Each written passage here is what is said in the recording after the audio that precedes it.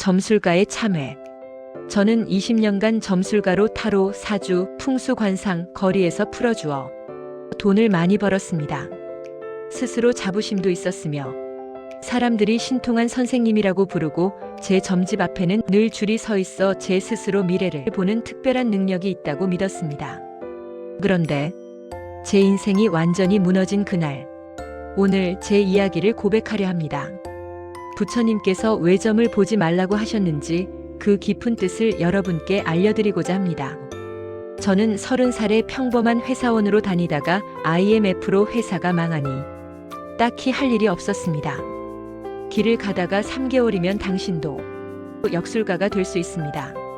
라는 광고를 보게 되었고 역술학원에 등록을 했습니다. 처음에는 반신반의하였지만 배우면 배울수록 신기하고 재미가 있었습니다.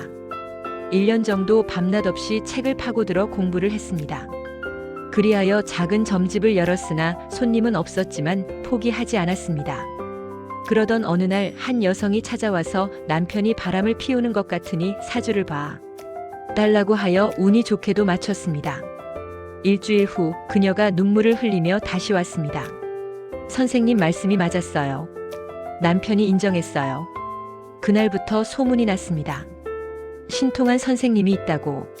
손님이 몰려들기 시작했습니다. 저는 우쭐하였고 나는 특별하다. 나는 사람들의 운명을 볼 수 있다는 생각을. 몇 년 후 저는 이 동네에서 가장 유명한 점술가가 되어 있었습니다. 정치인들, 사업가들, 연예인들, 중요한 결정 전에 저를 찾아오니 나는 미래를 본다. 나는 운명을 읽는다. 고 더 확신했습니다. 아내는 가끔 걱정하며 부처님께서는 점수를 금하였는데 정말 맞는 일인지. 저는 비웃으며 당신이 뭘 알아? 부처님 시대와 지금은 달라. 나는 사람들을 돕고 있어. 나쁜 일이 아니야. 저는 그렇게 믿었습니다. 조언을 해주고 점을 봐주고 사람들이 행복해하는 모습을 볼 때마다 나는 선한 일을 하고 있다. 뿌듯하면서 하지만 제가 얼마나 큰 착각 속에 살고 있었고 그 대가가 얼마나 참혹할지 모르는 채 제가 세상에서 가장 사랑하는 12살 아들이 있습니다. 어느 날 아들이 아빠, 머리가 너무 아파요라고 하여 처음엔 단순한 두통인 줄 알았습니다. 좀 쉬면 괜찮아질 거야. 하지만 며칠이 지나도 나아지지 않아 아내가 병원에 데려가자고 했지만 저는 그날도 손님이 있어 가지 못했습니다. 그날 밤 아들이 쓰러져 119를 불러 급히 병원으로 갔으나 뇌종양이며 악성이고 많이 진행된 상태라고 하였습니다. 그 순간 세상이 무너졌습니다. 얼마나 남았습니까? 의사는 6개월이나, 길어야 1년입니다. 저는 비명을 지르고 싶었지만 목소리가 나오지 않았습니다. 그날 밤 점집에서 미친 듯이 아들의 사주를 봤습니다. 분명 방법이 있을 거야. 내가 놓친 게 있을 거야. 사주도 보고 타로를 뽑고 육효점 주역을 풀었습니다. 모든 점술책을 뒤졌습니다. 하지만 없었습니다.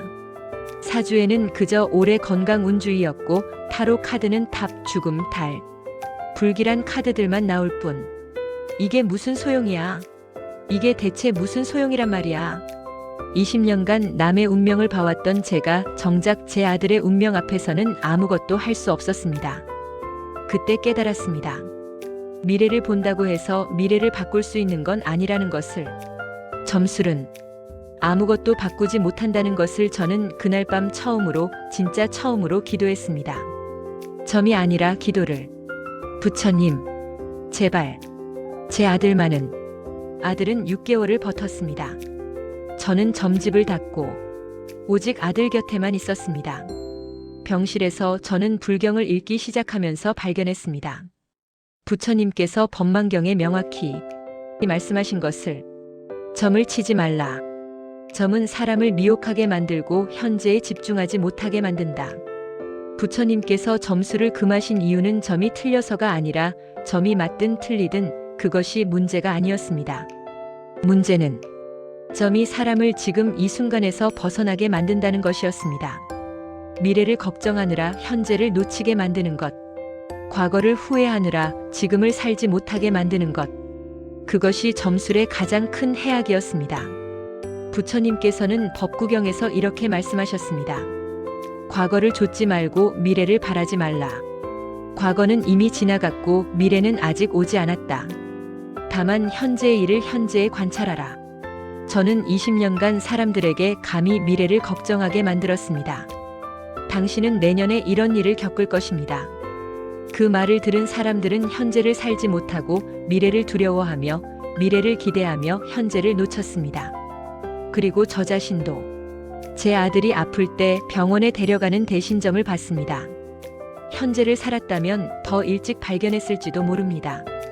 아들은 마지막 순간 제 손을 잡고 아빠, 괜찮아요. 아빠 덕분에 행복했어요 라고 말했습니다. 미래가 어떠든 과거가 어떠든 이 순간 너와 함께여서 행복하다고 말해주지 못한 것이 후회되었습니다. 이제 저는 점을 보지 않으며 절에서 봉사하며 살고 있습니다. 사람들이 가끔 선생님 제 운세 좀 봐주세요 라고 하면 당신의 운세는 지금 당신이 무엇을 하느냐에 달려 있습니다. 과거도 미래도 중요하지 않습니다. 지금 이 순간 최선을 다하십시오. 그것이 가장 좋은 운세입니다. 부처님께서 점을 금하신 이유를 이제 압니다. 점은 우리를 지금 여기에서 벗어나게 만듭니다. 하지만 인생은 오직 지금 여기에서만 사라집니다. 여러분, 미래가 궁금하십니까? 그렇다면 지금 이 순간 최선을 다하십시오. 그것이 가장 좋은 미래를 만드는 유일한 방법입니다. 부처님의 가르침은 2500년이 지난 지금도 여전히 진리입니다. 끝까지 들어주셔서 감사합니다.